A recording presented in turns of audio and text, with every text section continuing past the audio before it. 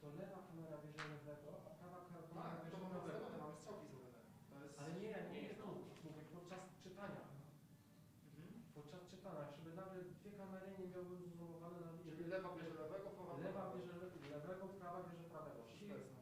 Tych głównych mówców. Żebyś nie miał zdublowanego obrazu z dwóch Tak, linii. tak, tak, tak. Ty jesteś na CSC, tak? Tak, ja będę na CSC, bo No to tutaj patrz. żeśmy sobie to pochytali, wiesz? No to krótki kontakt, żeby sobie nie szeptać. Pokazujesz mi numer 1, 2, 3, 4. To od lewej poprosił. 1, 2, 3, 4. Okej, pokazujesz mi numer, który... Gdzie ja jestem, dobra. Ale możemy nawet przyjąć, że wiesz, że CSetka bierze bardziej te dwa stoliki? No nie, no to w takim wypadku CSetka bierze bardziej 1 i... Aha, masz rację, tak. Przy tej jednej głównej, tam ta pani czytała większość, nie? Tak. Wiecie przy której? Tak, ale tak. Cesetka idzie na tą panią, Nie, to idzie na pokładzie. to idzie na tą panią, to nie ruszasz, a tamta kamera skupia się na trzech pozostałych. Dokładnie. Tylko, że wtedy masz jeszcze na poradę. Spokojnie, to ja będę operował. Okej. To na luzie. Bo ja nie muszę być przy komputerze prawdopodobnie, co mnie bardzo cieszy. Ja bym jeszcze Mirka potrzebował, kurczę. Niech oni będą we dwójkę, to i też zoomować, tak? Tak. Czy zostawiamy to i nie zoomujemy? Nie, to zostawiamy te trzy kadry. Tylko pilnować tego odstępu nad głową, nie? Chodzi mi o środkową. Zostawiamy na szeroko na lepce, czy nie będą we dwójkę, czy zoomować? I jak będą we dwójkę, to przyzumuwać.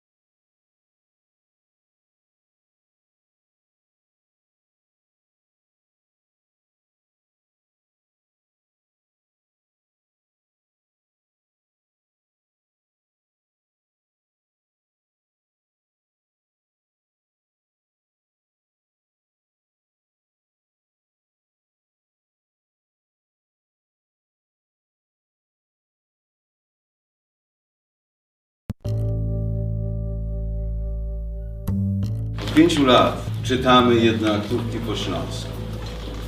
Ta wydawałoby się krótkotrwała inicjatywa przerodziła się w coś, co na trwałe zagościło w świadomości osób piszących i osób, które zajmują się teatrem na Śląsku. Ja jestem bardzo dumny, że to właśnie w Teatrze Korys co roku się odbywa.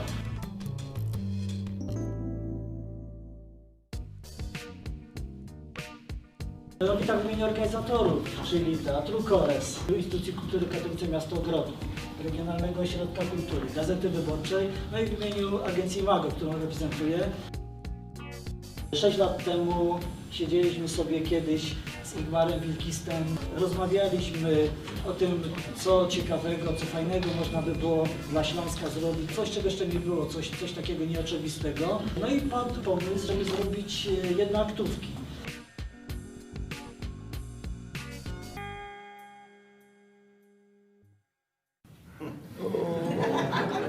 Ja, teraz go pięknie rozciągniemy.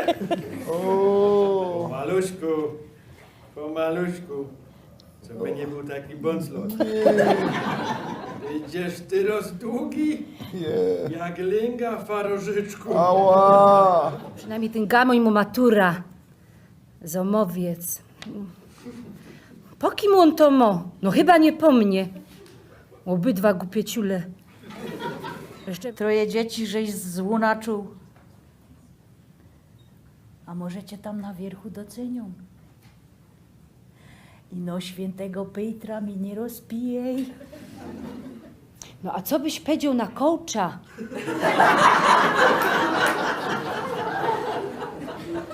Ja? A mąż? Nie, nie, ale jak my były na zumbie, to Kandzino mi powiedziała, że mo jednego. Pado, że jest ryśtyś dobry. A z posypką? Jest, Derkusie, tyś gryndzboło pieruńsko niedouczono, ja godą o kołczu, a nie o kołoczu.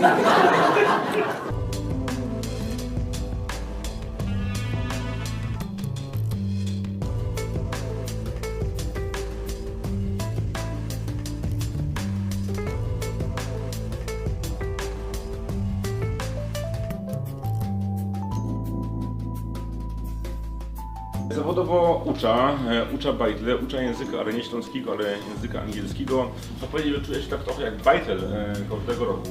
To jest moja trzecia aktówka. No i w tym roku wielki sukces w Akademii. Dziękuję. To my dziękujemy. No, bardzo.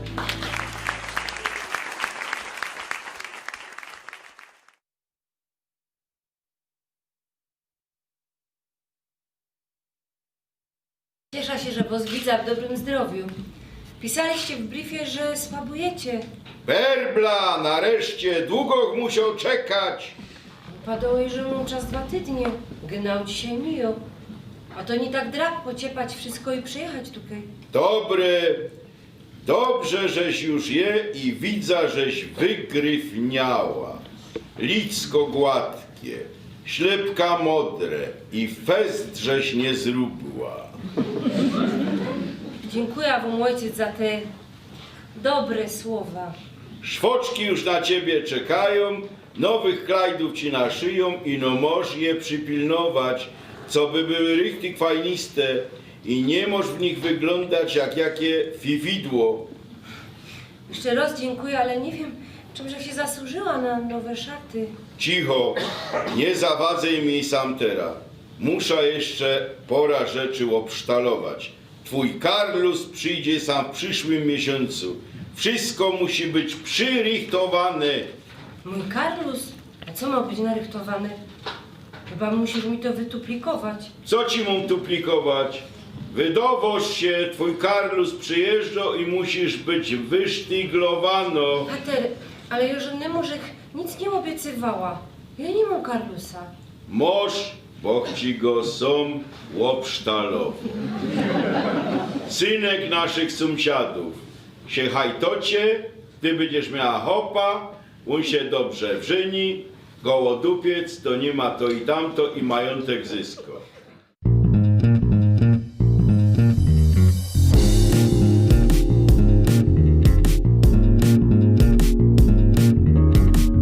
Ten konkurs z każdego roku staje się coraz bardziej profesjonalny na coraz wyższym poziomie. Dzięki temu konkursowi dziesiątki śląskich autorów uwierzyły w to, że są w stanie pisać wartościowe, ambitne, często osobiste sztuki teatralne, używając wyłącznie śląskiego języka. Myślę, że jest to jedna z tych inicjatyw, dzięki której tożsamość śląska stała się bardziej mocna i świadoma.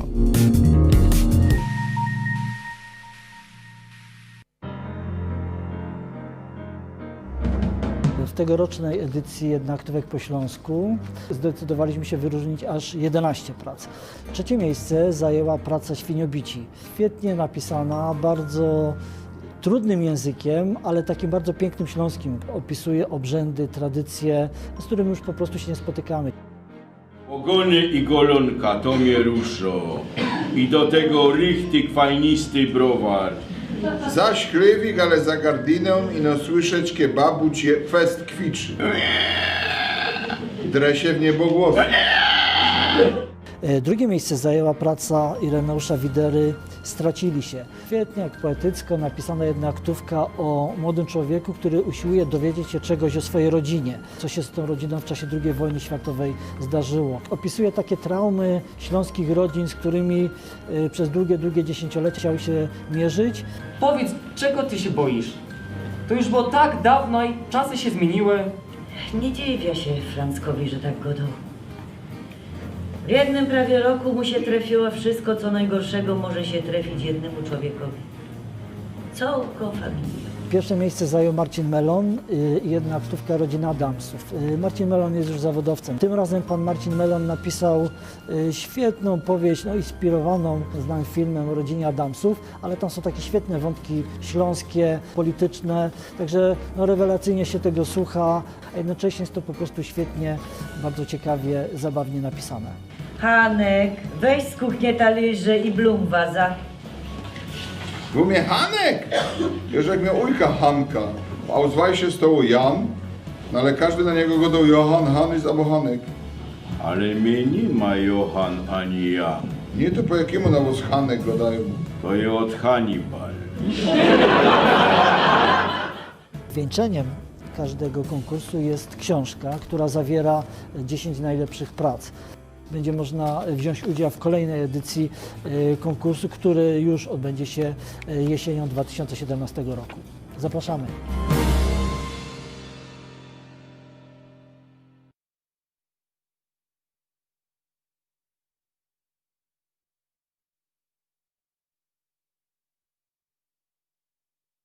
Mocie go! Spokojnie, spokojnie. Już się nie wywinie. Dawajcie go tu! No ale to nie on! Co ty fanzolisz? No trzymał za coś miękkiego, to jest... Wiertę łapska z bereźniku! Co ty się myślisz? Do 100 pieronów! To porządne baby o 3:00 nad ranem po polach łażą! Zaświećcie ino tukiej! Na scenie półmrok. To ci dopiero Iberaszu. No, no. Pewno, żeś z Modrzejowa z targu idziesz. I lekko pobłądziłaś. Coś ty za jedna? Jak się nazywasz? Może jakieś papiery? Co masz w tej tasi w rukzaku? Co ty, dziołcha, tu robisz? Chyba, żeś jest jakoś heksa. Jeszcze raz się pytam, jak się nazywasz, skąd i kaj idziesz do dioska? Anna milczy. Godej coś, a wy obejrzyjcie, co ona tam niesie. Anna nadal milczy. Jak nie, to nie. Zrobimy sąd polowy i będę musiał wykonać wyrok. Szkoda takiej frele. Godej. Paweł sięga po lichy karabin zawieszony na ramieniu. Synek, ani się nie wygłupiaj. Przeca widza, że nie masz ani jednej kulki. Mnie nie nabierzesz. Po przeszukaniu bagażu melduje, że w rukzaku są łachy, tasi bindy, plastry i jakieś pile. I flaszeczki. Godej, bo jak nie, to idziemy na rozdzień na policjo. Nie godaj ze mną jak z dzieckiem. Przeca dobrze wiem, że policja ino by się ucieszyła, jakby was obejrzała. Nie fulejcie mi takich bojek. Nic was na tych szkoleniach nie nauczyli? Prowadźcie mnie do swoich. Musiała Brynica przyjść i jeżdżę całą mokro. Nic wam więcej powiedzieć nie mogę, rozumiecie? No co za frechowne babsko. Wzięliście?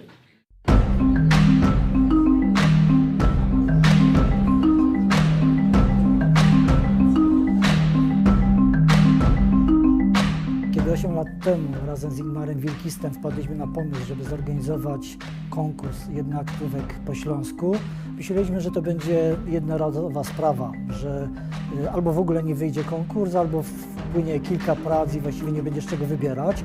Byliśmy zaskoczeni, bo tych prac napłynęło kilkadziesiąt. W tym roku na konkurs napłynęło ponad 40 prac, pojawiły się nowe nazwiska i to takie mocne wejście miały. Mianowicie od razu zakwalifikowały się do tej 10 najlepszych prac, które zostaną opublikowane w książce. Najlepszą pracą okazała się jednoaktówka Łukasza Buszmana, która w taki bardzo przewrotny sposób opowiada o ciekawych relacjach polsko-śląskich. Zieleni w Warszawie, chyba na ogródkach działkowych na Białołynce. Daj pozór, tak nie możesz gadać, przynajmniej oficjalnie. Ja wiem, że Warszawa to czarny punkt na mapie Śląska. Na drugim miejscu był monodram Grzegorza Sztolera, bardzo poważna jednoaktówka. A po wojnie bieda była, a ludzie też mieli więcej serca. Nie jako ty teraz. Trzecie miejsce Marcin Melon. Jego jednoaktówka fajnie pokazuje takie stereotypowe myślenie o Śląsku, o śląskich obyczajach, o śląskich kobietach. Erwin, naprawdę? Ja wiem, co masz inszego szaca. Anna zakrywał oczy, oby chciała się zazuć pod ziemia.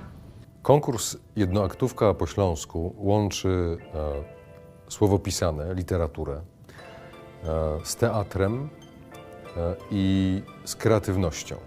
Pozornie może dziwić fakt, że firma Public Relations angażuje się w organizowanie konkursu dla dramatopisarzy. Pozornie dlatego, że przecież jednoaktówka, w ogóle teatr, to słowo, ale i scena, i obraz, interpretacja, więc warsztatowo to jest dokładnie to samo, co na co dzień dzieje się w agencji Public Relations. I dlatego właśnie tak konsekwentnie tę jednoaktówkę co roku organizujemy.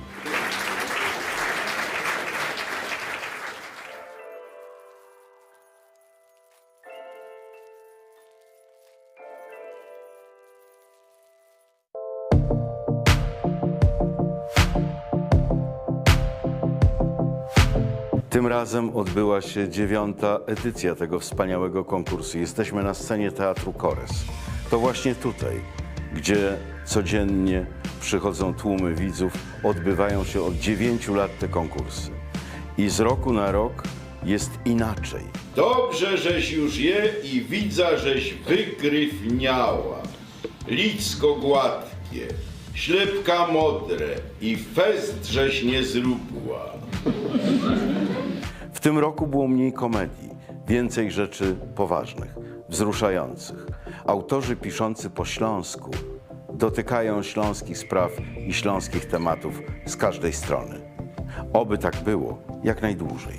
Inspiracją do tekstu, który napisałam na tegoroczny konkurs jednoaktówek, była prawdziwa historia mojej rodziny. Tam zginęło 120 hopa, a nie, kejgo do wasza władza 80. Posłuchaj mnie, Alois. Siedza tukej, a wachuja takich gorkich jak kej ty. Wspomnij się hereszt, a poczekalią w Zobrzu. Abo to ścimiemy, abo nos ta maszyna przemiele. Pamiętaj, punbuczkowi świeczka, a diobłu łogary. Ja w ogóle nie liczyłam na podium. Ta jednoaktówka, ona już we mnie siedziała kiedyś. Ja już kiedyś chciałam coś takiego napisać. Ale cały czas ona musiała chyba we mnie dojrzeć. To był pomysł, który siedział we mnie od dawna. Giertę łapska z bereźniku! Co ty się myślisz? Do 100 pieronów! To porządne baby o 3 nad ranem po polach łażą!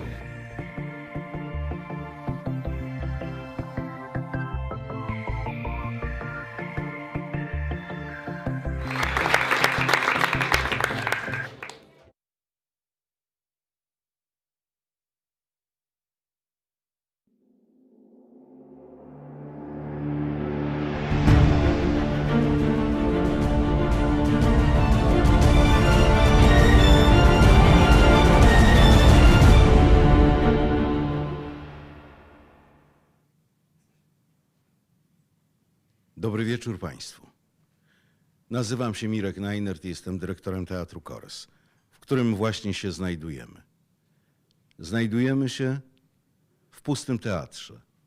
To znaczy, oczywiście są ludzie, którzy są operatorami kamer, dźwiękowcy, jest cała ekipa techniczna, ale nie ma po raz pierwszy z nami publiczności. Po raz pierwszy na gali jednoaktówki po śląsku, która w tym roku odbywa się po raz 10. Ta gwarna zawsze widownia teraz jest pusta, ale jest ekipa techniczna i są aktorzy, którzy dla was jak zwykle przeczytają 3 zwycięskie jednoaktówki. Dla nas to bardzo ważny moment, ponieważ ta impreza powinna trwać jak najdłużej. Zaczynajmy. Waldemar Szymczyk, Rafał Czechowski, gospodarze dzisiejszego wieczoru. Dobry wieczór Państwu. Już po raz 10 widzimy się w Teatrze Kores. No, trudno powiedzieć, że widzimy się, Państwo nas. Zawsze my tutaj Państwa gościliśmy, dzisiaj wprosiliśmy się trochę do Państwa domów. Jest inaczej, jak w katastroficznym filmie science fiction. My nie jesteśmy hologramami, jesteśmy prawdziwymi ludźmi. No ale mam nadzieję, że miło spędzimy ten czas przed ekranami. Od 9 lat spotykaliśmy się tutaj z Państwem na żywo i choć ten 10. tegoroczny finał jest tak inny i choć dopiero się zaczyna, to już odczuwamy tęsknotę za tymi wspólnymi doznaniami i emocjami, które towarzyszą co roku konkursowi Jednoaktówka po śląsku. Jest jednak jeden aspekt, który nas nie tyle martwi, ile, no może nie aż cieszy, ale zastanawia. Otóż nie sądziliśmy, że tak szybko, po zaledwie 10 latach, jednoaktówki po śląsku trafią do telewizji. To znaczy tak jakby do telewizji, w każdym razie na wizję. No i nie spodziewaliśmy się, że będziemy tutaj razem z Waldkiem występować przed Państwem półnadzy. Wiesz dlaczego półnadzy? Jojo oblecone. Jest oblecony, ale nie mamy maseczek, a jak twierdzi jeden z najbardziej znanych programistów świata, Bill Gates, nienoszenie maseczki jest współczesną formą nudyzmu.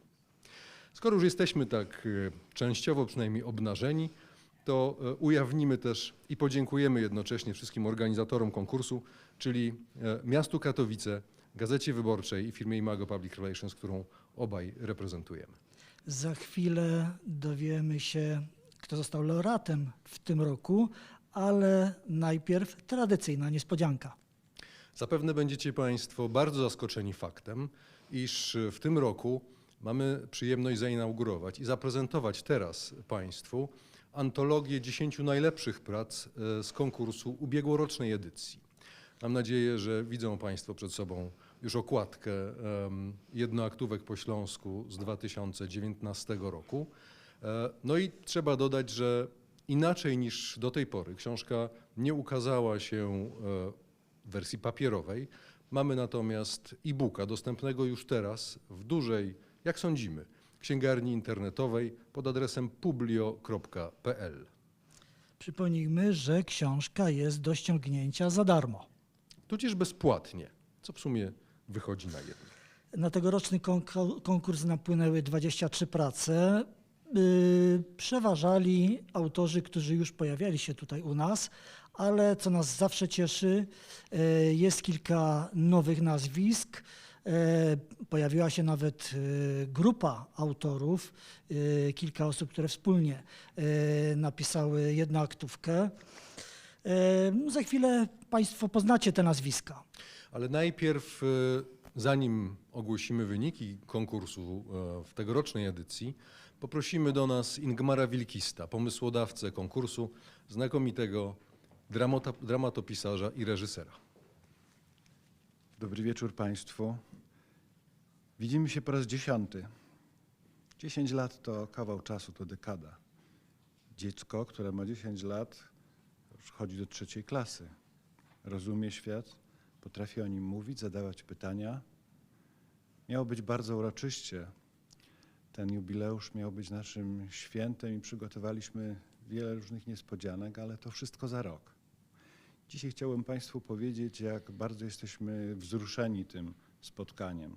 Widzimy się tylko na ekranach telewizorów i laptopów, ale czuję to, wszyscy to czujemy, jak bardzo jesteśmy razem. Oceniali Państwa pracę znakomici artyści, publicyści. Piotr Żaczkowski, Waldemar Szymczyk, Mirosław Najnert i ja. Trzymajmy się. Kochamy teatr, kochamy pisanie dla teatru, kochamy naszych aktorów, którzy czytają nasze sztuki i jestem głęboko przekonany, że za rok 11. edycja naszego konkursu to będzie wielkie święto, wielka uroczystość. Będziemy się ściskać, gratulować sobie i będziemy bardzo szczęśliwi, że przetrwaliśmy ten czas i będziemy razem. Dziękuję bardzo. Nie mamy wątpliwości, że tak właśnie będzie i już czekamy na ten moment, ale czekamy też na ogłoszenie wyników konkursu, który właśnie zakończymy. Tak, za chwilę ogłosimy nazwiska laureatów. No jedna ważna rzecz, mianowicie ze względu bezpieczeństwa oczywiście nie mogliśmy zaprosić wszystkich laureatów, natomiast obiecujemy, że wyróżnienia, dyplomy kurierem wyślemy Państwu do domów. Być może będzie to inna forma przesyłki, na przykład gołębiem.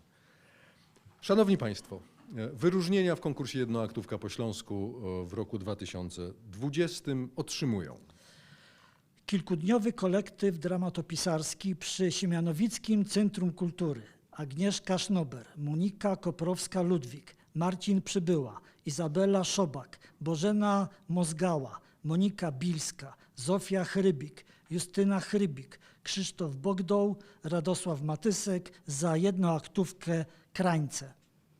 Gratulujemy. Gratulujemy bardzo serdecznie. To było wyzwanie. Przeczytać tylu autorów sztuki o tak krótkim tytule, ale jest to znakomita jednoaktówka. Wyróżnienie otrzymuje również pan Mateusz Czyba za Łostatni sztok. I kolejne wyróżnienie pan Sławomir Fudala za jednoaktówkę Anioł na ryczce.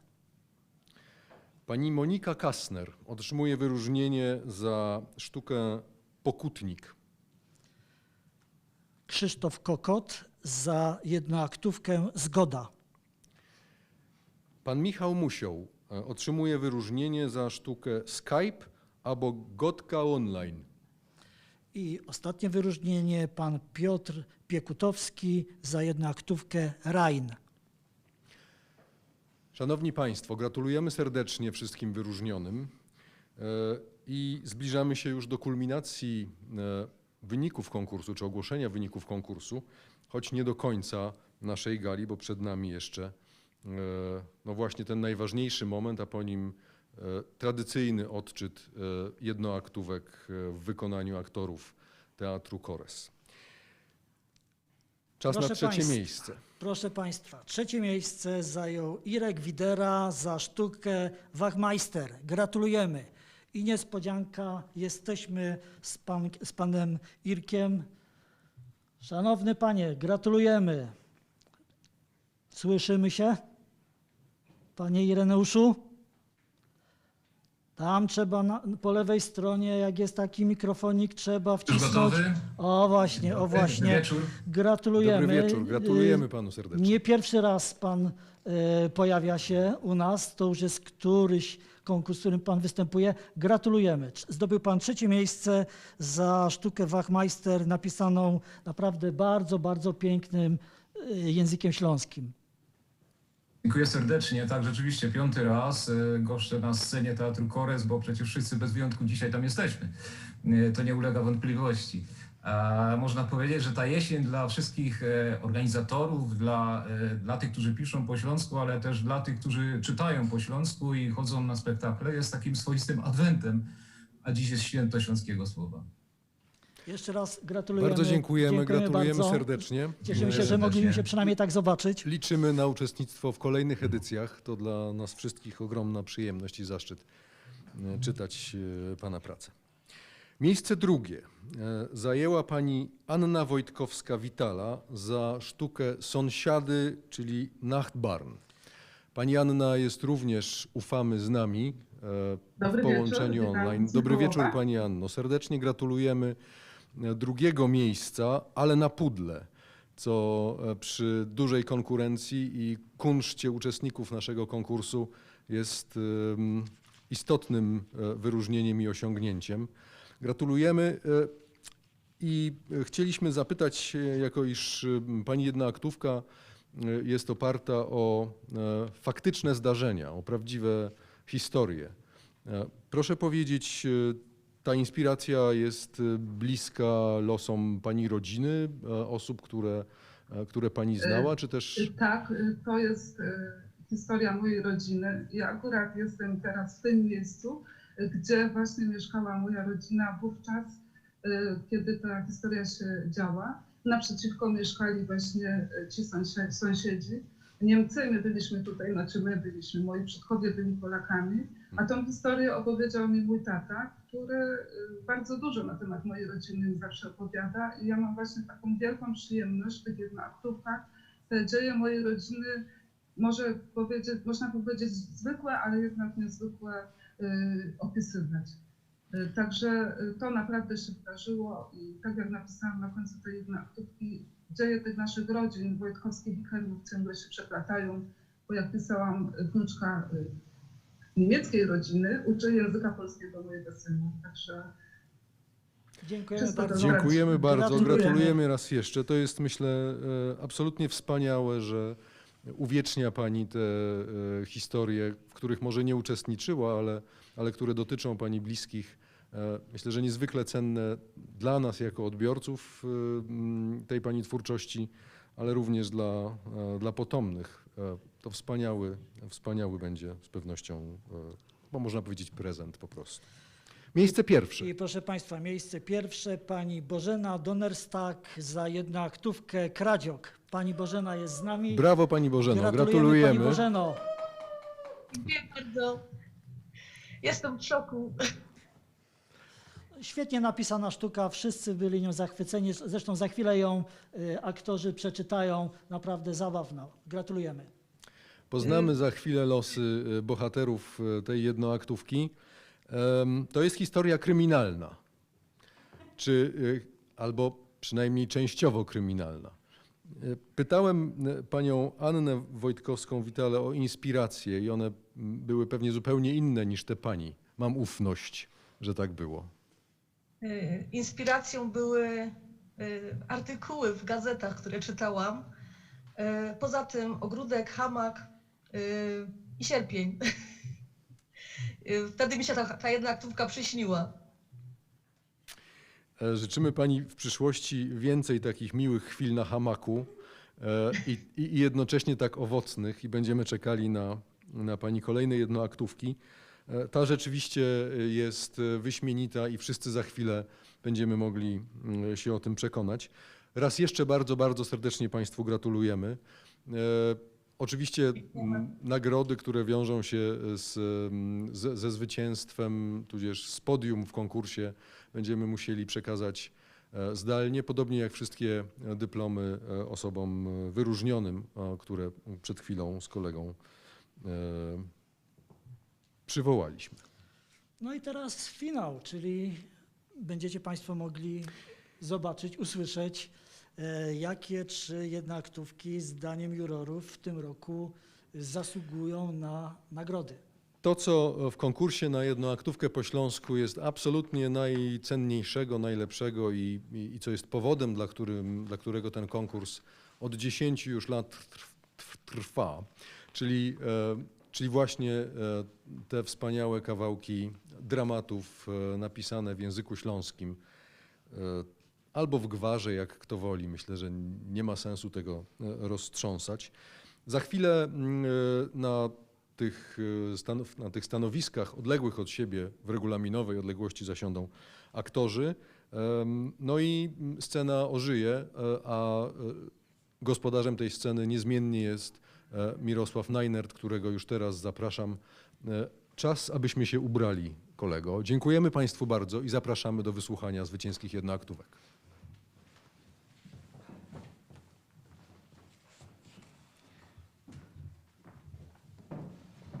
No ja.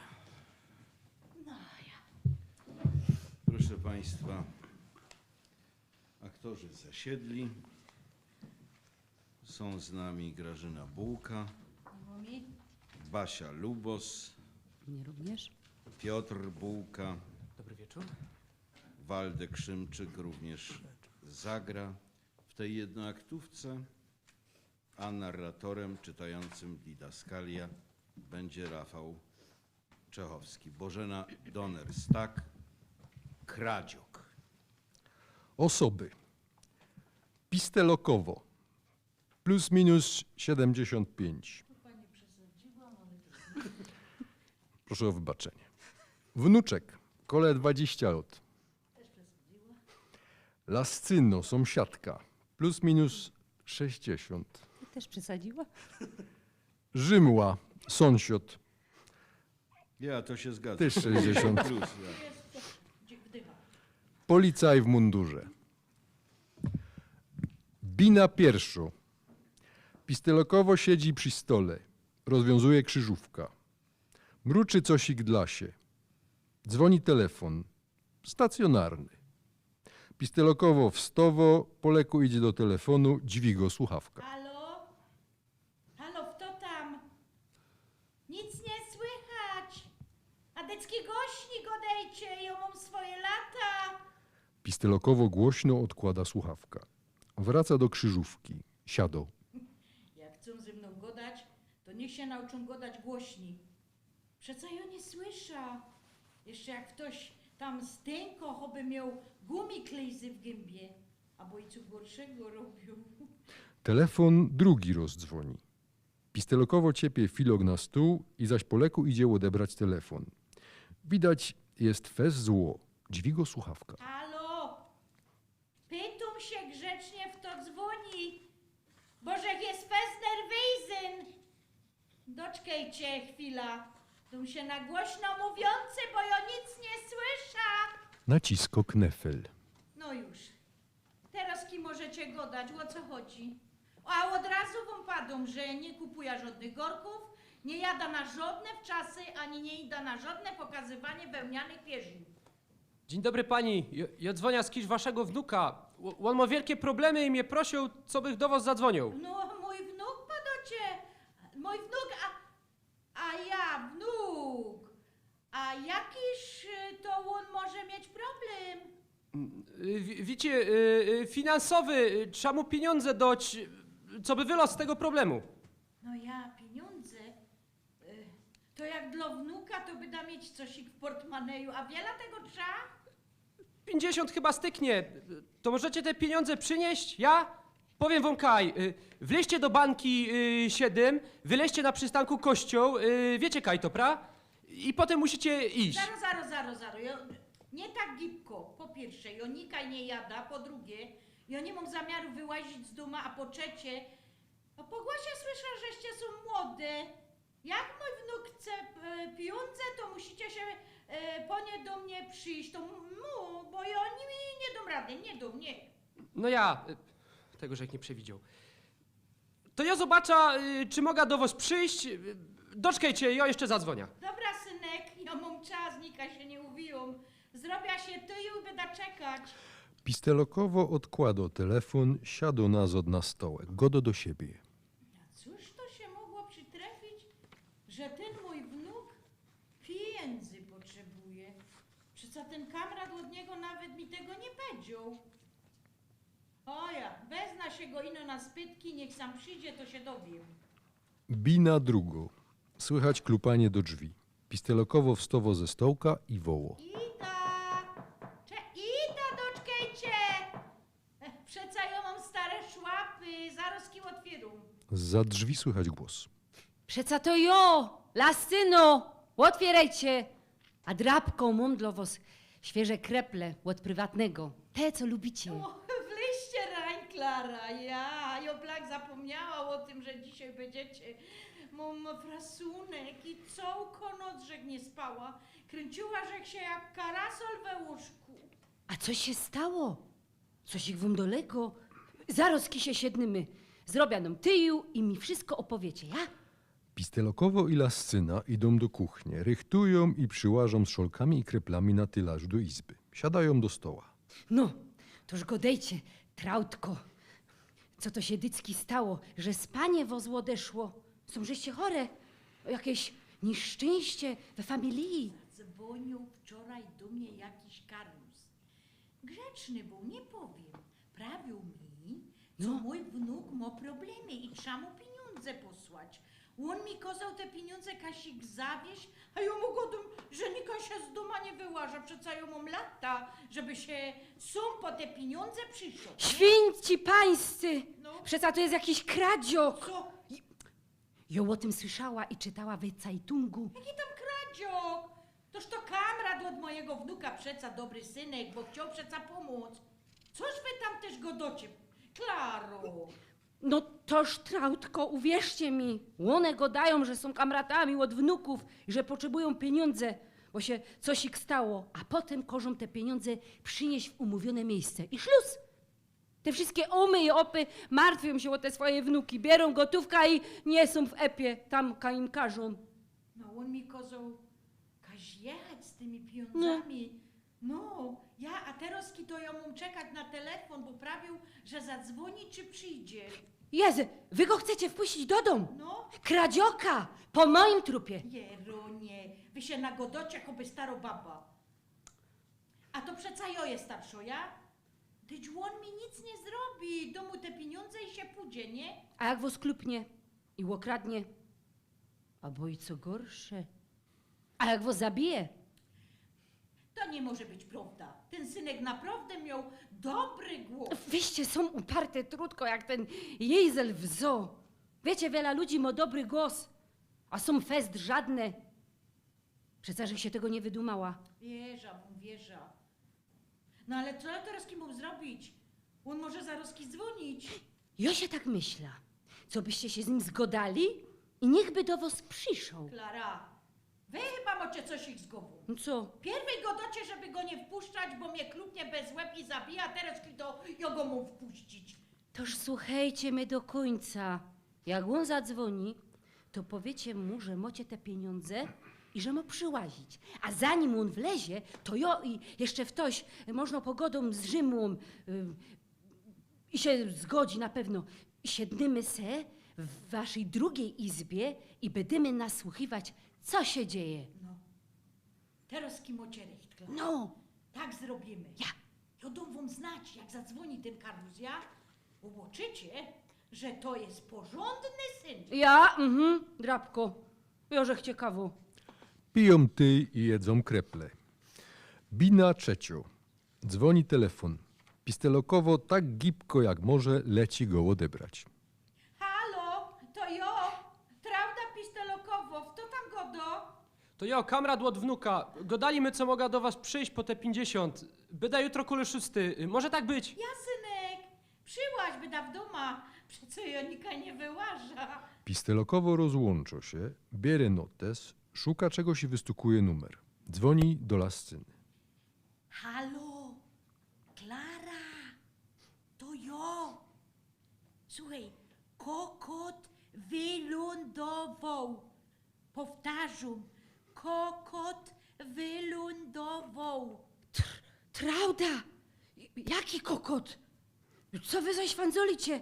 Co wyście dzisiaj na łobiot zeżarli? Jestem toż we filmie było, oreł wylądował. To ja godum, że ten Karlus młody kokot. No zadzwonią, jutro będzie o 6. Jezu, kinomanka się znudła. Przyjda z Rzymu 3/4 na 6, co by się Kasik schować. Rzymnia powiedział, że weźmie laga. Jakby temu kokotowi trzeba było przyfandzolić, nie? Pieruna, to się robi choby jako kryminala. Przeca ja herc klekotów dostanam od tego wszystkiego. Ale niech będzie. Zobaczycie, że to jest porządny O, syn ja. ja. I nie będziecie musieli wyłazić z tej izby. No to szczimcie się pyrsk. Bina czwartą.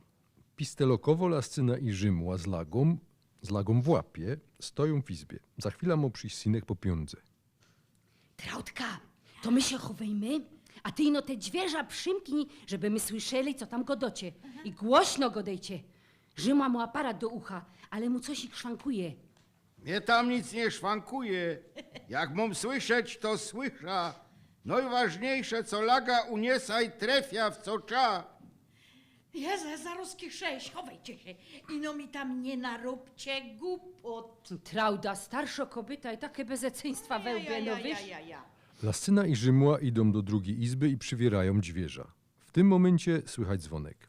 Już otwieru! Podłazi do drzwi, poleku otwiero, we drzwiach stoi młody synek.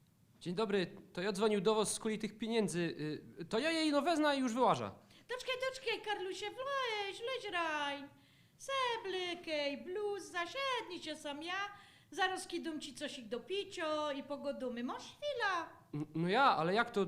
Ja tak nie mogę, muszę te pieniądze zanieść, bo wiecie, ten wasz wnuk potrzebuje. Dobra, nic mu się nie stanie, jak poczeko. Siadaj, zaraz dostaniesz ty i ukołocza, lubisz? Ja wszystko lubię. Moja oma też pikła kołocz i robiła karminadle, a u was dzwonią karminadlami. Boże, ich miała na łobiot. Zjesz na zimno, albo ci pokreja na sznita. Ja tak lubię. Ja nie mogę, ja już muszę iść. Siedź na życie, jak ci dobrze. Zaraz dostaniesz sznita z karminadlem i tej doczkej. Pistelokowo wyłazi szykować sznita i tej. Synek siedzi, ale za chwilę wstowo i patrzy przez okno. Macho do kogoś, włazi pistelokowo z tabletem, na nim szalka i talerz z jedzeniem. To siadaj i jedz smacznego. Wnuczek zaczyna jeść. Pistelokowo mu się przypatruje. Też był chyba fest głodny, synek, nie? Jedz, synku, kołocza, też się weź. Wnuczek nic nie godo, ino żuchlo. Popijo, w końcu kończy. Jo wam fest dziękuję, po maszkieciu rzech, ale ja muszę te pieniądze dostać i zaroski wyłaża. Widzisz, że jo jest staro baba, a stare umy są wrażitkie i muszą wszystko o wszystkim wiedzieć. Ty mi powiedz, jak cię mianują? To nie jest takie ważne, jo ino pieniądze zbierą. Toż godej, przecież muszę wiedzieć, jak się nazywa kamrat od mojego wnuka. Marek się nazywam, ale godają na mnie smarkaty. No ja, przecież żeś jest smarkaty. No i co z tym moim wnukiem, no? Na co mu te pieniądze możesz przynieść i czemu on sam nie wlezie? Ja tam nie wiem, bo to... No ja mam te pieniądze przynieść, a w to inny je zaniesie do tego wnuka odwoz. Ktoś mi tutaj nie grą. Chcesz pieniądze do mojego wnuka, a teraz ktoś inny je zaniesie? Co tu jest grane? Lepiej będzie, jak ja już pójdę. Naprawdę, i dla was, i dla mnie. Dejcie ta kasa i leca. Pistelokowo bierze z kabzy portmoney i wyciąga 50 zł. Toż mórz. Jak nie chcesz godać, dobrze, schowaj i nie stroć. To jest dużo pieniędzy do mnie, tak? A uważaj na to. Wy mi dowocie 50 zł? A wiele. Tyle było godane bez telefon, przeca głuchorzech nie jest. Było go dane 50, ale to łaziło o 50 tysięcy. Jej, a ty ja w życiu tyla nie miała, synek. Ty mi powiedz, czy ja wyglądam na tako, co może mieć tyla? Jakbych miała 50 tysięcy, to nie jadłabych dzisiaj karminadli w doma, ale frykasy w eresterze. Idzie pożycać te 50 tysięcy. Ja ci dam pożyczać. Od kogo? Mądrola się znalazł. Od kogo mam życać? Od moich kamratek, emerytek, które w aptyce zostawiają każdy grosz? Idź już, Marek, idź, no bo żeś mnie teroski, ale znerwował. Wnuczek chowa do kapsy 50 zł, spuszcza głowa i wyłazi. Pistelokowo wyłazi za nim. A przyjdź zaś jutro, tak o drugi, by narobić placki. Zawiroć wieża, z izby wyłażą lascyna i Rzymła. Słyszeliście wszystko, prawda? I co? Co wy na to godocie? To jest kradziok, trautko. I no wyście go tak jakosik, że on zgupnął na amen. Mnie się zdo, że jak na niego godają smarkaty, to on je krótko w tej bandzie. Ja? Nie wie co robić, bo miał przynieść 50 tysięcy, a wyście mu dali 50 złotych. I oby chciał widzieć, jako afa zrobią, jak żeście mu trautko dali dużo mniej niż się wydumał. Wiecie co, ale szkoda synka. Tak mi serce pikało, jak łąte karmi nadle i odboroczek. A można nimo roboty, że się wziął za takie kmienienie starzyków na pędzyi. Jakby chciał robić, to by coś ich znalazł. Nawet u mnie jest robota. Jakby był pracowity, to z otwartymi ramionami. I no nie może być kradziok i łoszust. A chyba tak jest. Ja się go jeszcze rozłobejrza. Można na te placki wlezie jutro, pogodą z nim i powiem wam cosik. I no nie go dejcie nikaj, bo będą prawić we familoku, że pistelokowo jest staro i już głowa mu słabo, albo i jakiego tego, no jak się, Alzheimera. Bez ta gotka o tych pieniądzach i ta cołko akcja z lagą, Jożek zapomniała całkiem o najważniejszym. Przeca ja wcale nie mam wnuka. Ja mam dwie wnuczki i obie studierują, jedna w Krakowie, a druga za granicą w Anglii. Bina piąto. Pistelokowo coś ich podśpiewuje pod nosem i rozkłada talerze. Ciche klupanie do drzwi. Pistelokowo otwieru, a tam stoi Marek. Także coś się czuła w kościach, że ty przyjdziesz na te placki, synek. Nie, ja nie skuli tych placków, ale wonio, a że mi słabo. Przeca zjesz. Na piekłach tyle, że sama tego nie przerobi. Zjesz, a jak się dychniesz, to poło sprawimy. Wnuczek posłusznie siada. Pistelokowo przynosi talerz placków, jedzą i nic nie godają. Ale żech się pojot. Dawno żech takich placków nie jadł, pani Pistelokowo. Już nie wcisnę ani jednego, nie. To hierada, że ci smakowało. Wiesz, synku, kartofle te rozkitunie, to trzeba placki piec. Napij się kompotu, no uważony z wieprzków, co mam na ogródku. Tukaj, wiesz, niedaleko. Mroża je, wiesz, robię kompoty, albo jakie ciasto upieka z owocem. Jak to staro uma, no ale co to ja chciała powiedzieć, czekaj, no. Nie gorsz się na mnie, ale żech cię wczoraj wyciepła, za to, żech cię wczoraj wyciepła, żech się tak nerwła z kisz tych pieniędzy, wiesz? No ja właśnie w tej sprawie. Wyciąga 50 zł. Chciałych dać nazot. Dawo pieniądze na tisztuch. Nie są już potrzebne mojemu wnukowi.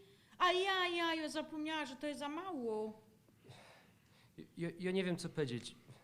Wy mnie sam futrujecie i placki, i karminadle, kołocz, a ja od was chcę tela geltu. Przeca wiem, że 50 000 to wy nie mocie, bo przeca z Westy nie wyciągniecie. A co z tym moim wnukiem? Dosia jakoś grada bez twojej i mojej pomocy. Ja na pewno się on mnie już nie potrzebuje, nie kolegujemy się nawet. To nawet nie jest mój kamrat. No dobra, Marku, dobra. A mam takie pytanie. Ty może jako robota? No teroski to nie mam. Ta ostatnio ciepnąłek wczoraj, bo mi nie leżała. To nie była robota dla mnie. Za wielki stres i nie na mój charakter. Nie nadawałek się i mnie wyciepli. Znaczy zwolniłżech się. I teroski zaś czegoś będę szukać. A ja bych miała coś do ciebie. Widzisz, że mój sąsiad szuka kogoś, dam ci jego adres. Ale wy tak na poważnie? Czemu tak? Przecież wy mnie nie znacie wcale. Ja nie je taki, jak wam się wydało. Ja nie je, że wcale porządny synek. No i ważniejsze, że chcesz być porządny. A widzę, że chcesz. Jak dostaniesz ta robota u Rzymły, to będzie już richtig pierwszy krok do innego życia, pra? Ja nigdy, że nie spotkał kogoś takiego jak wy. Ino moja oma było tako, ale ona już dawno na cmentarzu. Ach tam, koniec szkamraniu. Weź się, synek, za siebie, a zobaczysz, że będą z ciebie ludzie. Ja. Dzwonek do drzwi. Pistelokowo zrywa się i idzie otworzyć. W drzwiach stoi policaj. Dzień dobry. Dobry. Słyszeliśmy, że do seniorów na naszym osiedlu dzwonią na telefony i chcą od nich wyłudzać pieniądze metodą na wnuczka. U was wszystko w porządku, pani Pistelokowo? Najlepiej jak może być. U mnie jest mój wnuczek, Marek. No i prawie teraz kijemy placki, pra? Pra. Koniec.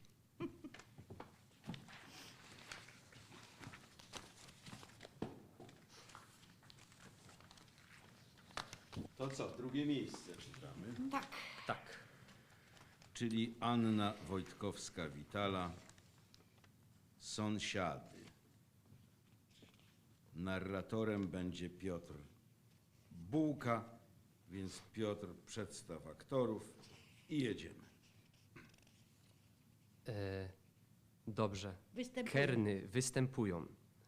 Kerny Mirosław Najnert, gestapowiec pierwszy Ingmar Wilkwist, gestapowiec drugi. Nie ma drugiego. Nie ma drugiego. Bo on nic nie mówi. Nic nie mówi. A ruski wojok pierwszy? Darek Stach. Bożech się pogubił. Ja, ruski wojok drugi, Rafał Czechowski. Ja. A jeszcze Wojtkowscy. Jeszcze- Poloki, ale Ślązoki. Wojtkowscy, no dyć, Ja, my Wojtkowscy. jeszcze. Tak. Matka Basia Matka Lubos, Wojtkowsko. a ojciec Waldek Szymczyk. Ale gańba. Nie gańba. Nie. Ja to mam napisane, bo ja to Dużo reżyserował. Ja chciałam powiedzieć, że ja też w tej części Ja. grum się nazywam Grażyna Bułka i będę matka Kernowu. Bardzo miło mi wszystkich powitać. Dziękuję ci, Ja, mój syn, ależ że mnie proszę, zapomniał. ależ proszę. Dobra. Najważniejsze, czas akcji 1937 rok do 1945. Tak, to jest ważne. Miejsce akcji Gorny Śląsk, Mikołów, Starodroga, Związek Radziecki, Woroszyłów. 2 lokalizacje. Scena pierwsza. Scena podzielono na pół. Po prawej kuchnia i po lewej kuchnia, w której żadnego nie ma. Bez środek sceny idzie szeroki pas, choby droga pomiędzy chałupami. Od strony drogi są atrapy ścianów z drzwiami i oknami. Nad scyną wisi napis rok 1937. Na drodze stoi matka Wojtkowsko, a weleni matka Kernowo. Matka Wojtkowsko trzymie tablet z kołoczym, przykryty białą serwetką, a matka Kernowo waszpek z aprikozami. Witajcie, Kernowo. A kaj to idziecie? No dowoz ida. Mój nazbierał 2 kible aprikozów. Takie piękne, takie pięknie lato się obrodziły. Toż wam niesa waszpek. A jo akurat nie do was ida. Z kołoczym. Ale przeca, jak się wspomna, to u was żaden dzisiaj nie mogę burstaku. A dziecka mocie za modę na wydawanie jabożyniuczka. Na jako przynależność ten kołocz? Na żadno. Mój miał smak. To żech mu upiekła na niedziela. Dzisiaj już zaglądał, ale żech mu dała po pazurach.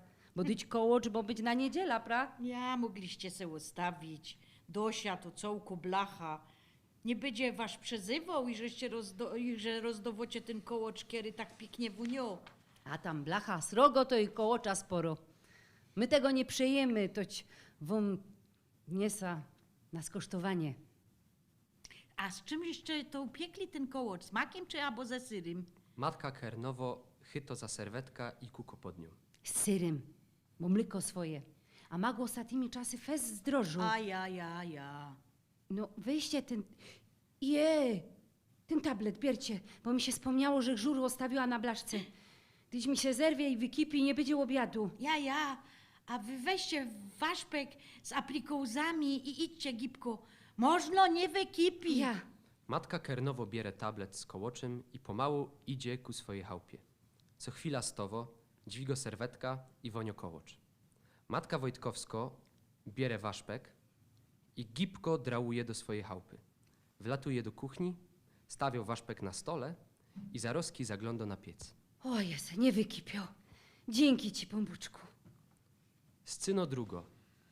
Tak jak we scenie pierwszy, ino nad sceną napis rok 1940. We kuchni u Kernów familio siedzi i je łobiot. We kuchni u Wojtkowskich nerwowe poruszyni. Gipko, bo zaroski tutaj mogą przyjść. Ja, deka, zogłówek, flaszka tyju, chleb, wóżd, trochę bombonów. Wszystko moż. Łachy, jeszcze łachy. Uwijej się, matka, nie skorzy mi przyniesiecie insze łachy, te roski dymy, a wy, dziecka, tukaj siedźcie i ani nie dychejcie. Nikaj nie walazujcie, a jakby w to przyszedł, nikomu nie otwierajcie, ażeby da nazot. Dziecka siedzą wylękniane, a usłuchały matki i ojca i nikaj się nie ruszają. Matka Wojtkowsko z koszem z jedzeniem i ojciec Wojtkowski z deką i z ogłówkiem wyłażą z kuchni i idą za scyna, a że ich nie widać. Nie mogą widzieć i że we łoknie u Kernów obserwuje ich matka Kernowo, kiero wstała od stoła. Wojtkowsko ze swoim idą za chałupa. Chyba do stodoły. Mają jakieś pakunki. On może główek i deka. Siadaj nazot i jedz, nie interesuj się. A po jakiemu? Ojciec Kern do dziecek. Jakżeście pojadły, to schraniać szkorupy do zlewa i biercie się sam na dwór polotać. Dziecka gibko schraniają szkorupy i wylatują z kuchni. To teraz kim godej. Po jakiemu jemu się nie interesować, co? Im mniej wiemy, tym lepiej. Ale po jakiemu? Jeronie, coś ty tako nie kumato. Dyć się przypomnij zeszły tydzień. Było sam u nich gestapo. No było. Wojtkowski mi potem godał i że dostał wezwanie do Wehrmachtu. On się tym fez znerwował, miał z tym utropa, czy iść, czy nie. Przeca oni są Poloki. Katać mo iść do naszych wojoków. No ja. Ale po jakiemu on Kajsik teraz kiszał ze swoją? Nie Kajsik, ino do jej stodoły. No wiem. On się tam schroni przed gestapo, będą go szukać. Gdyż się przeca nie stawił na wezwani.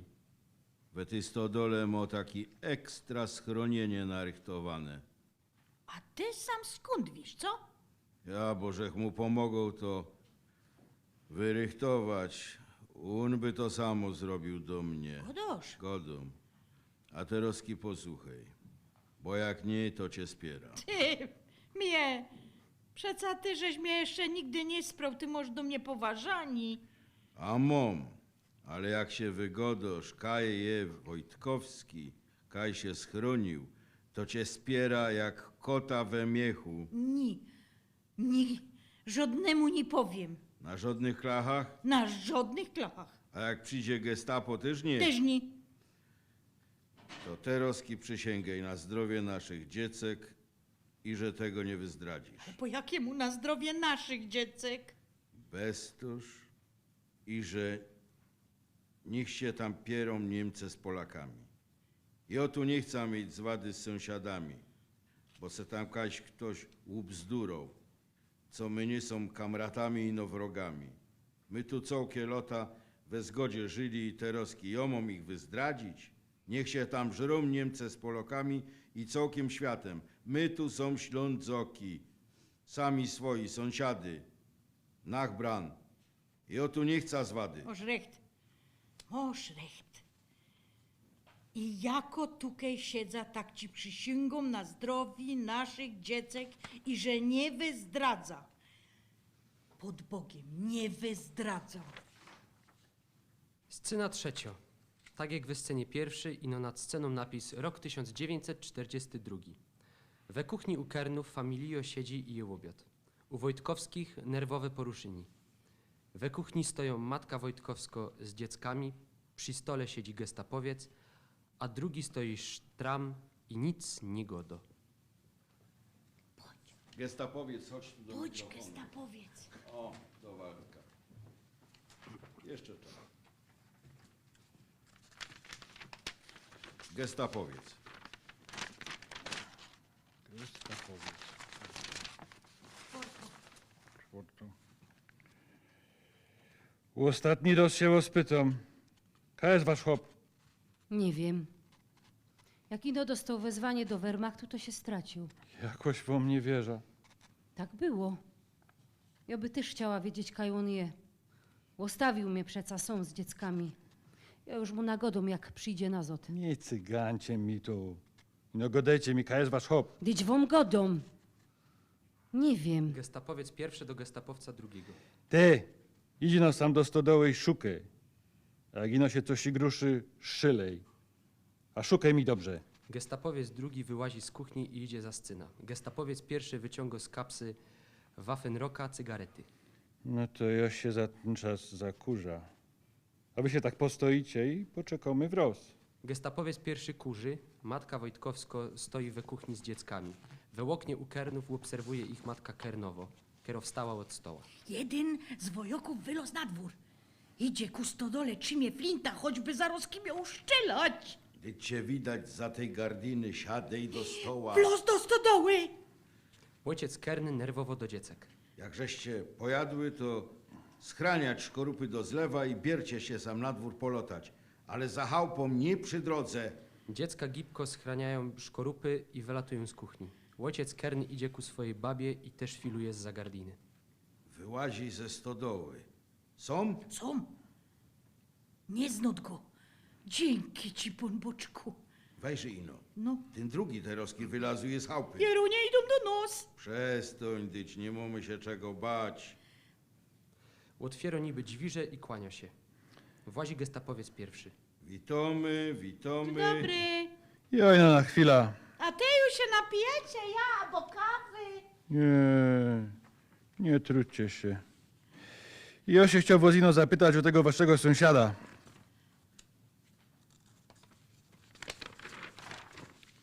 Doszły nos słuchy, że on się tutaj schował. Widzieliście coś albo słyszeli? Okej, tam się schował. Pitnął. Deđłona, to jego baba, nie? Dziennie z nudel kulą na niego czekał. No, sam ją ostawił z dzieckami. Pitnął. Herr Kern. A wy macie do powiedzenia coś w tym temacie, Herr Kern?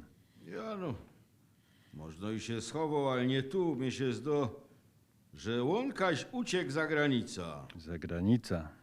A ten kurczok, ten co sam mieszka dwie chałupy dali, też uciekł? My tam byli. Ale tam ino taką szpetną baba po placu łaziła. Ten kurczok, on się z Wojtkowskim, oni się razem trzymali, to i pewnikiem w rozkaź uciekli. Ja. Mam nadzieję, że mnie nie cyganicie. My, was. Przeca my są Niemcy. Ja. Wyście są Niemcy. Gestapowiec pierwszy wyłaził od Kernów i idzie na droga, kaj czeko na niego gestapowiec drugi i wroz złażą ze sceny. My są Niemcy, ale muszę przyznać, że te niewtore Niemcy są richtig głupie. Szpetno baba, dyć to sam kurczok przeblecony w kiecki. Scena czwarta.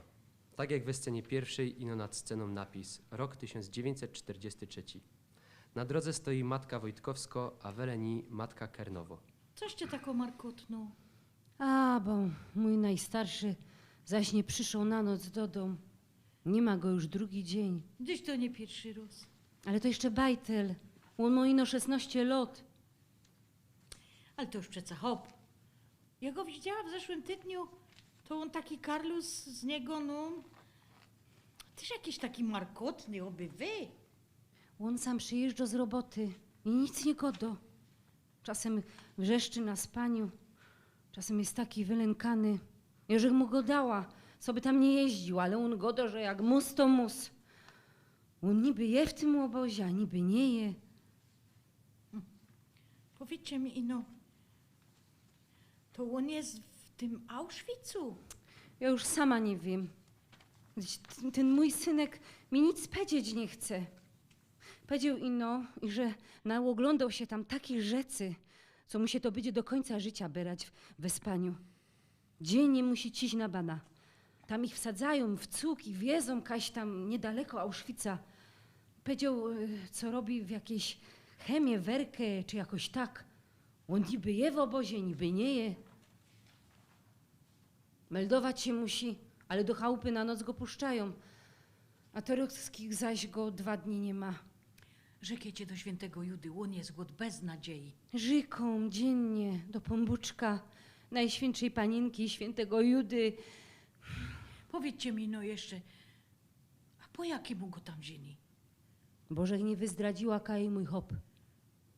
I wam też dziękuję, żeście nie wyzdradzili mnie. A wiem, że wiecie.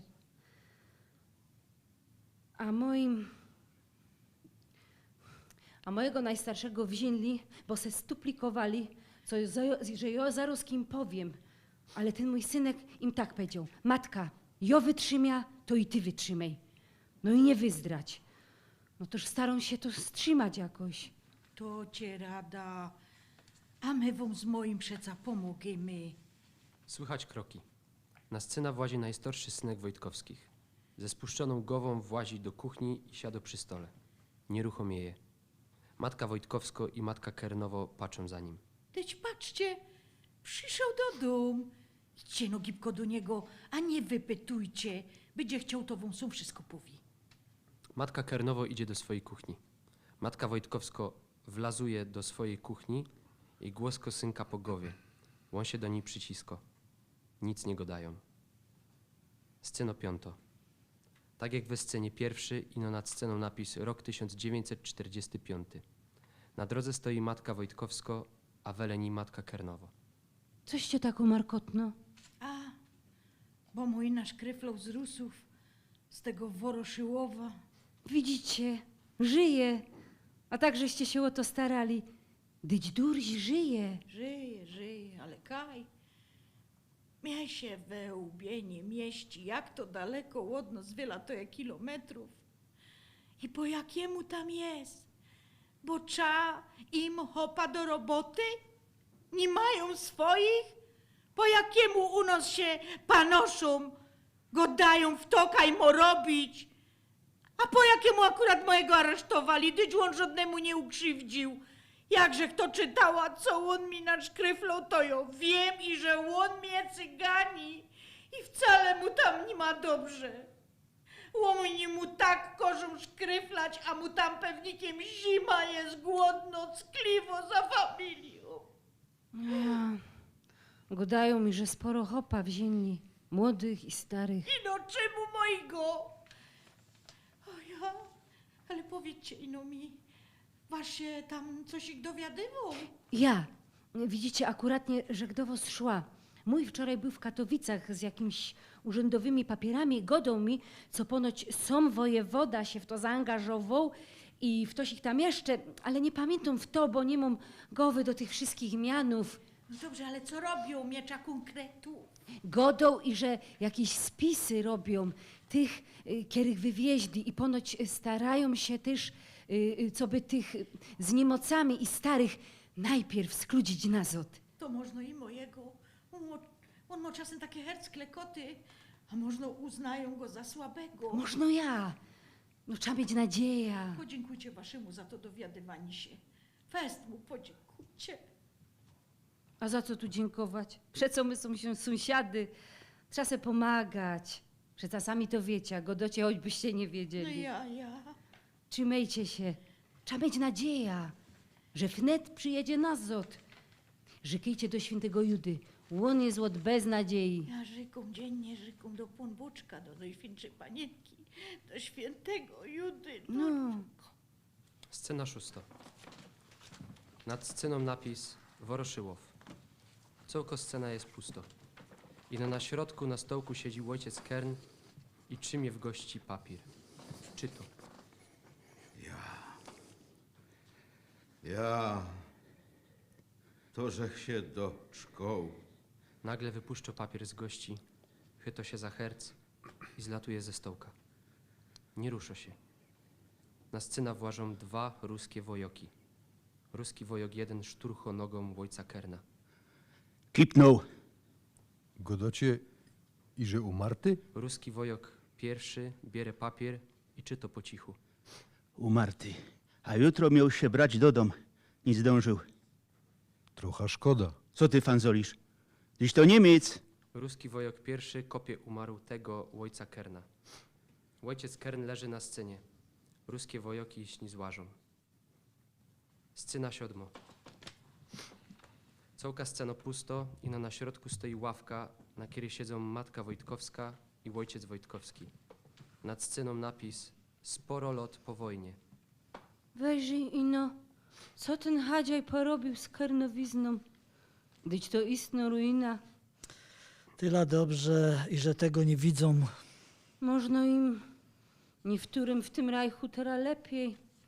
Można są te roski ryścić na swoim.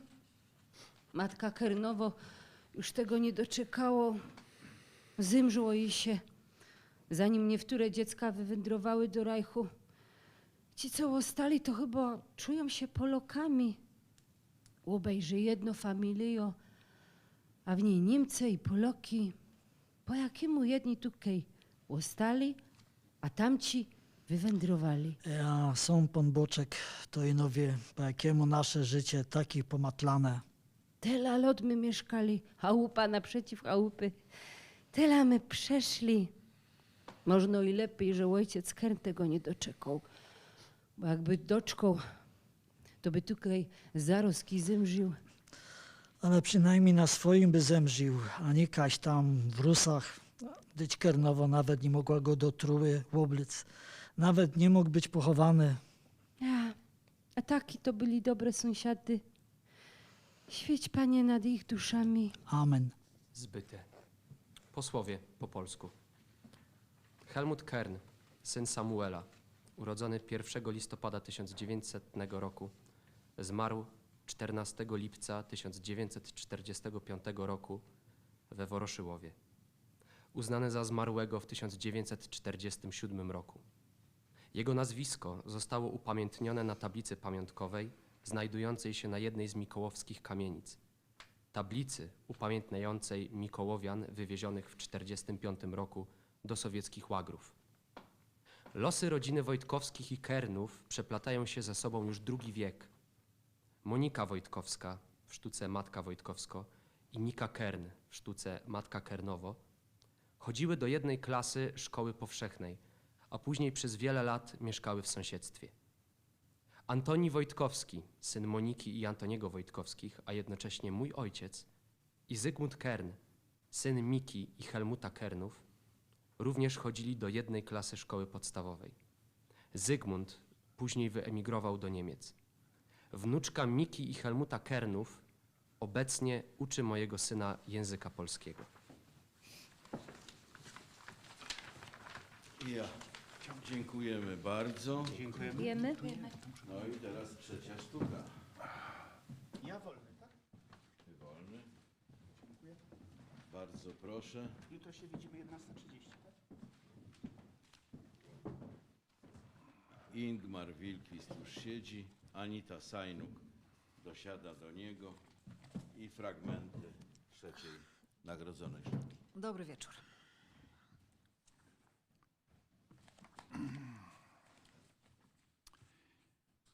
Ireneusz Widera, Wachmeister. Monolog dialogizowany. Frank Futerek, Adali Konder-Widera, Gizela Pyrchała, Ziga Lipiński, Helmut Wilke, Bercik Profaska, Leo Kolyn, Usik Bortel, Adolf Cipa, Gustek Pyrchała. No ja.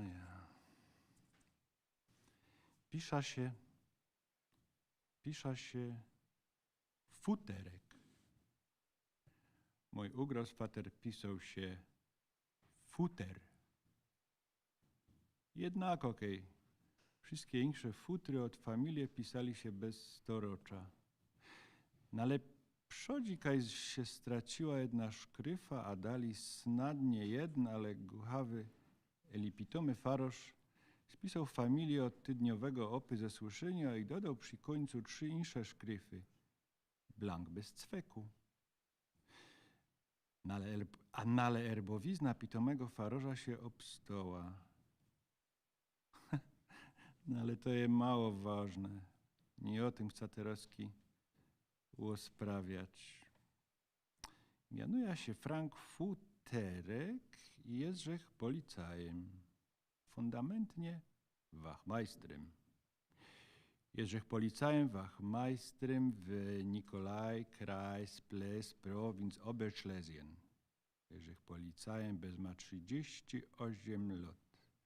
Jo, rodzony w Ece pruskiego landu, we sztacie Weissenburg, prowinc Elsass-Lotharingen, który w ten czas był przy Francji, 30 lat do zadku trafiłeś sam, ciepnięty bez cufal, w ta drugo eka pruskiego landu i ostołech. Skludziłeś się sam, skuli moi. I to był echt deckmantel po temu, najlepszy. Moja Adela, 29 lat ino moja, a Terowski to już pospołu. Moja, a pan Buczkowo. Mianuje się Frank Futerek i Jerzych 59 lat stary. Bieda żywobyci na Górnym Śląsku. Ale roz za kej mendykuja. W to jo tak richtig je. Ślązok, nie Ślązok, albo skiż miejsca rodzenia Francuzok. A można jednak okej fatry od generacyjów Alzaciok, a można ganz einfach Prusok, mendykuja, od kiedy cudzy ostowo swojakiem. Można od szlagu, a można w żodny roz.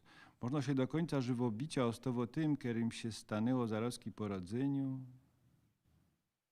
No ale to Terowski, ale mało ważne. Nie o tym, co Terowski usprawiać. Mianuje się Frank Futerek i Jerzych policajem we Mikołowie. Dzisiaj mamy 20 marca 19 i na drugi dzień nastanie jor. No ale Terowski mamy jeszcze zima. Dnie się robią cieplejsze i wedle południa resztówki śniega przemieniają we woda. A kapki wody ze drynicy klupią oblachowy finsterbret. Obdzistany bezfrechowne mikołowskie pulty. Siedza za srogim Schreibtischem w Ansli na odwachu i czekom. Cołki żywobyci je jednym srogim oczekiwaniem, ale zawdy tak richtig to się nie wie ani na co. No ale dzisiaj moje oczekiwanie było klarowne. Od rana czekałech na jedna baba, a od pół godziny na postu rękowego Widery, który miał przynieść od ceglarka sztamp kartofle posute sznitlochem, a świeżego bratheringa i kówka zimnego tyskiego. Na ratuszu gnał pizło 12. A licho Klara zaczęła filować do Ancli bez zmaraszone okna. Na dole, głęboko, zawarczał motor jakiegoś lajścioka. Długo po tym, kiedy skręcił na ring, jeszcze brączał glas okien.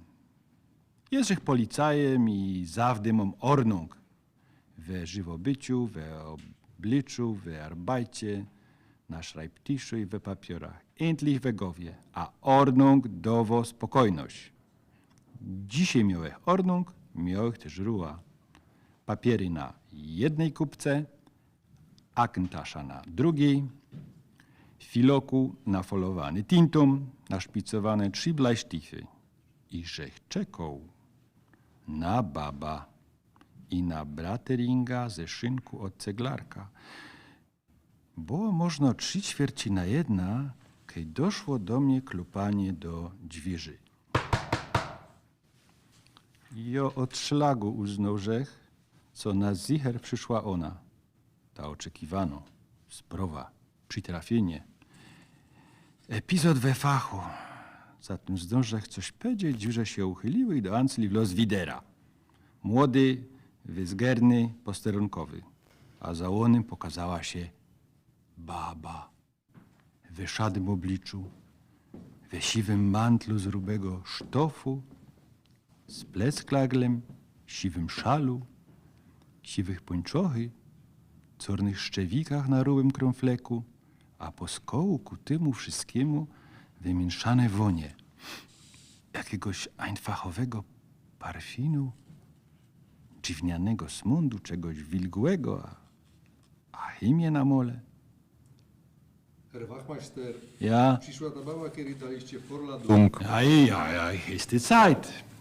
Wkludzajcie posterunkowy, wkludzajcie. Widera. A sami też ostońcie będziecie szrajbować. Befehl, Herr Wachmeister. Dobry. Dobry. Zisnijcie się, ja? Joje futerek, Frank futerek, Wachmeister, posterunkowy, Widera. Czekajcie.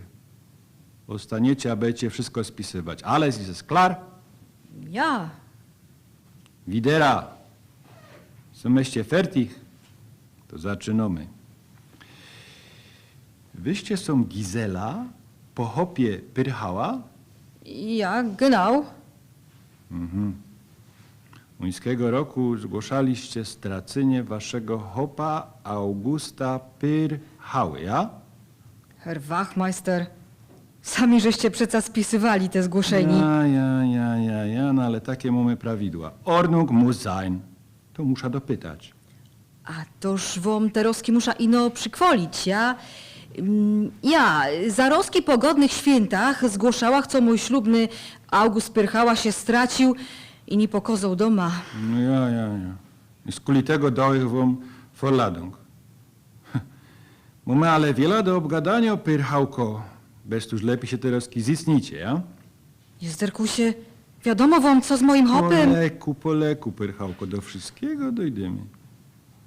Szli dwa se, wiecie jako, krok za krokiem. A kiedy już dojdziemy do końca, to padą wam lepiej, kiedy w ten czas będziecie zicać. Nie umiecie powiedzieć od szlagu, Herr Wachmeister. Znodliście tego mojego hopa.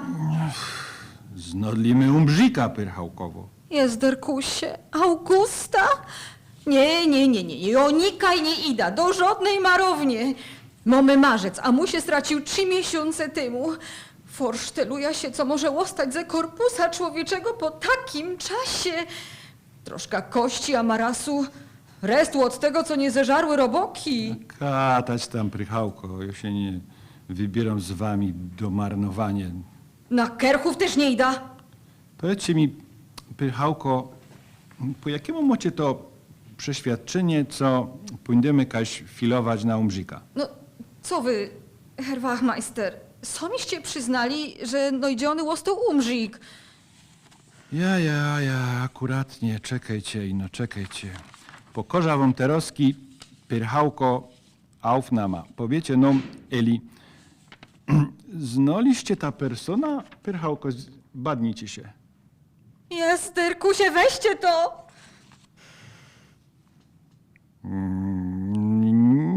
ma za fest urodliwy, no ale mało kery Ferbrandy gryfny. A to je August? Nie, Kaj August, to jest Cipa. Adolf Cipa, stary bryniola Elwer. Miał Unterstand kaś na Kieferbergu, bo rok zgorał body jeszcze bez zima. Musiał usnąć przy ogniu. Uńskiego tydnia trafił bez cufal na zgorałego umrzyka feszter Kukla. Dziczyzna też łonego troszeczkę napoczyno ogryzać. Fuj, po jakiemu pokazujecie mi jakiegoś łoszkliwego umrzyka? Słuchajcie, musicie mi jedno wyerklerować.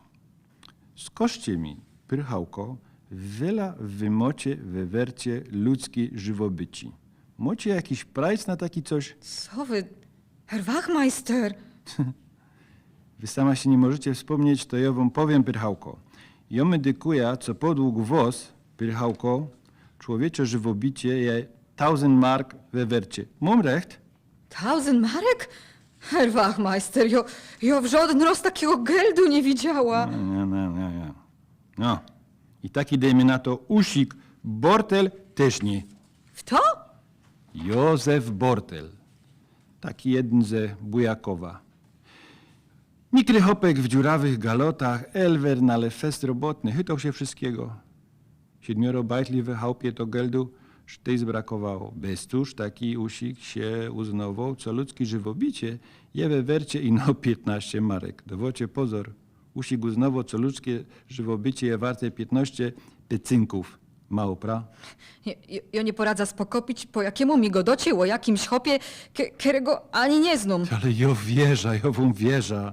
Wy tego hopa na zicher nie znacie, no ale dajcie pozór, bo może drugiego hopa już będziecie znać. Mikołowiok, Helmut Wilke. Godową to coś, te miano? Czyż nie?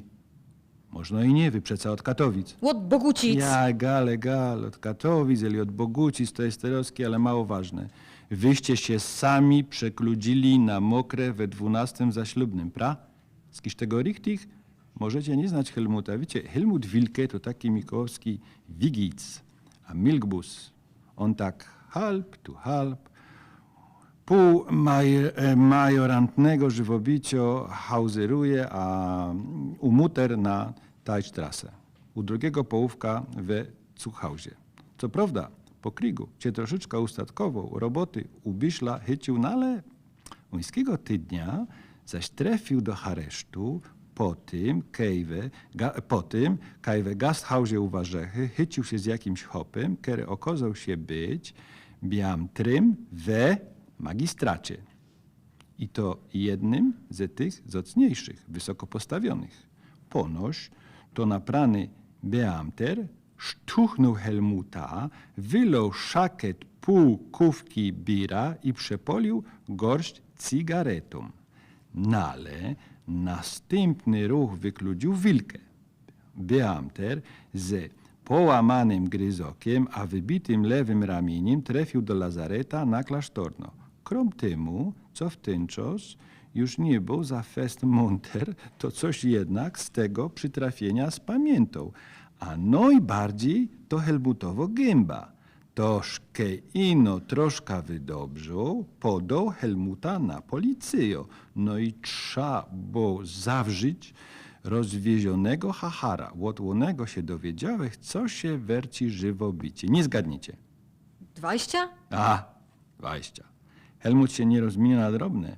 10 razy tyle. On się winszuje za żywobici cołki 200 marek. 200. Fulocie.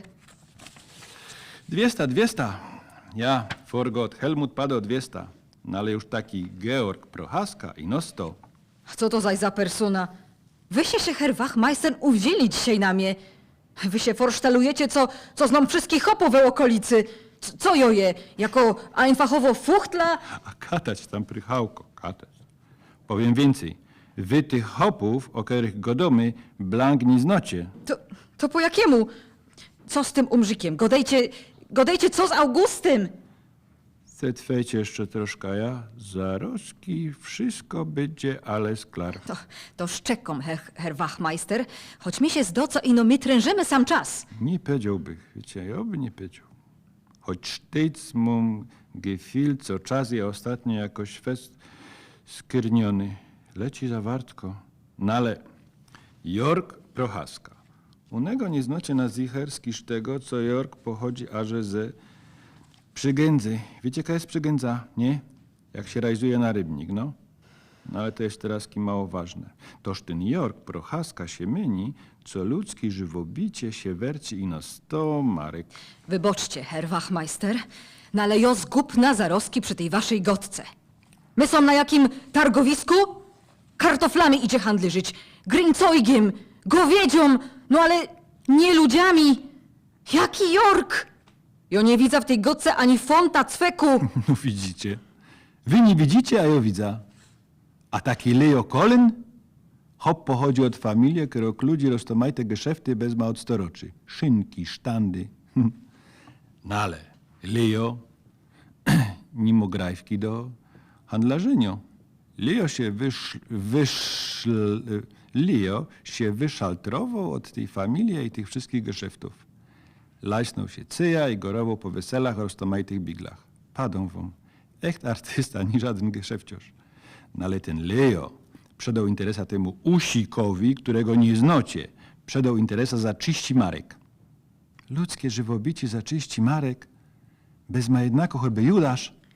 Wiecie, wiele mnie to obchodzi, Herr Wachmeister. A winno obchodzić, Prychałko. Fest winno was to obchodzić, bo to jest blank inkszy price za ludzkie żywobicie niż ten wasz. Taki bych powiedział bardziej anfachowy, pra? Gańbaty.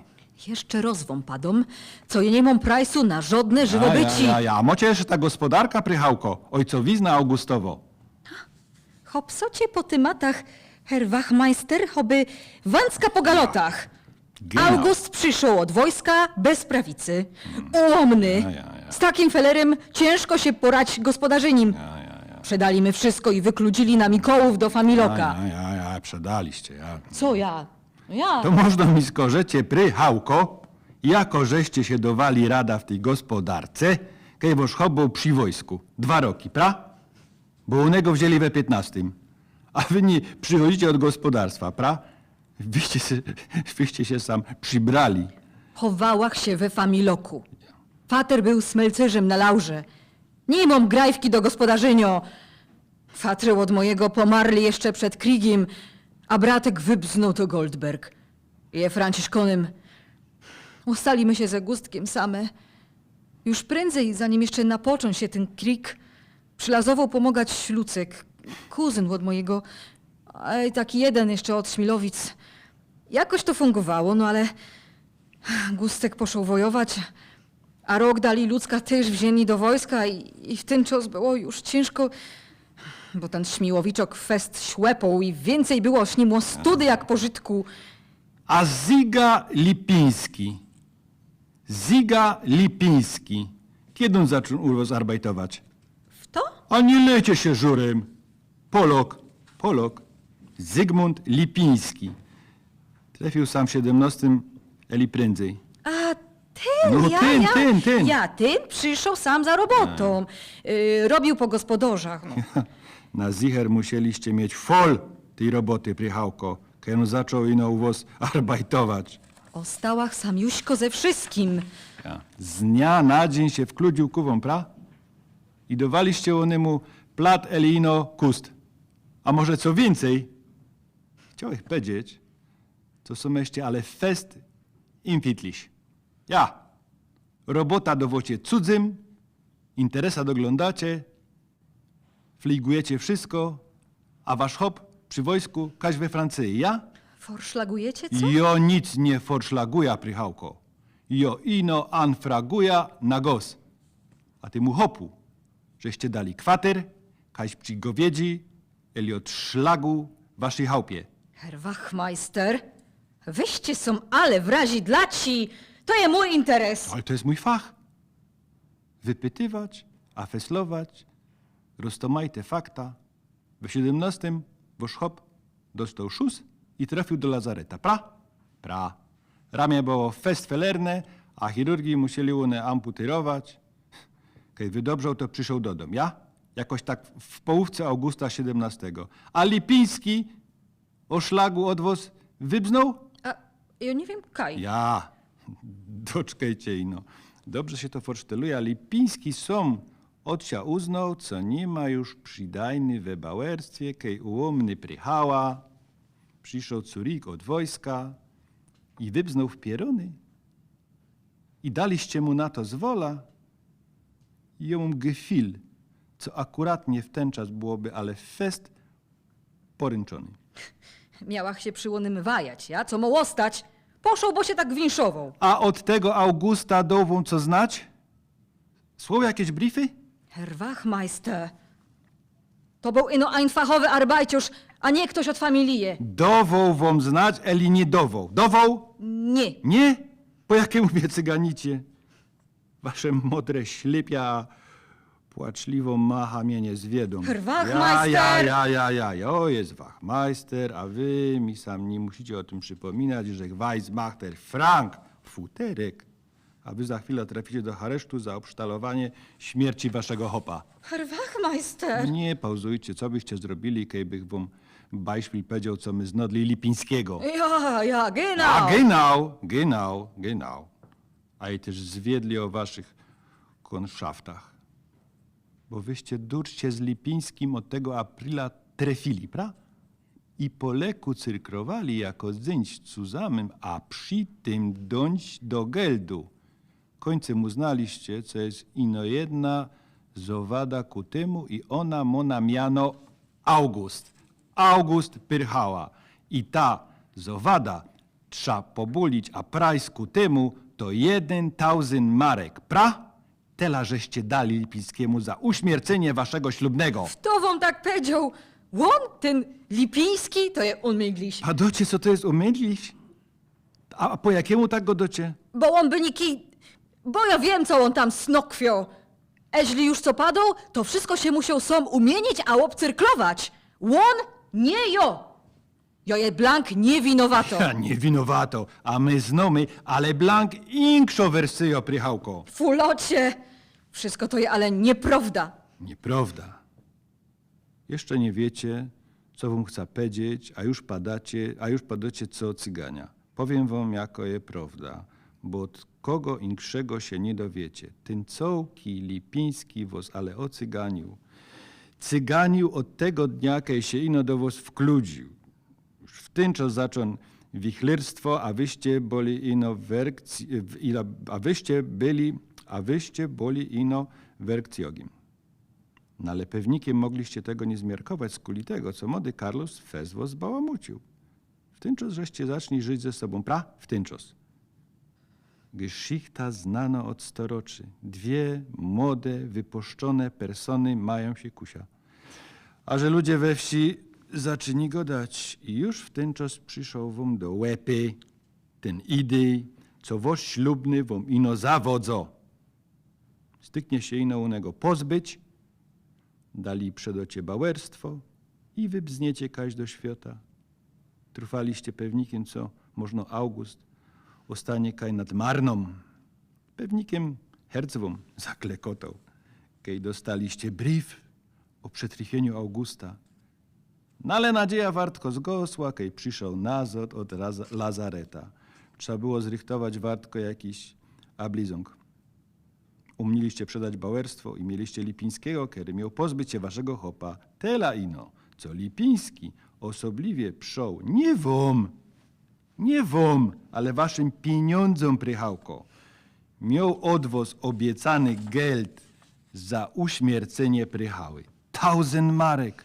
To był wasz price za żywobyci waszego hopa. Słuchać się tego nie do, już wam podałach. Nie pauzujcie, pyrchał. Lipiński pokazał się mocny, ale w godce.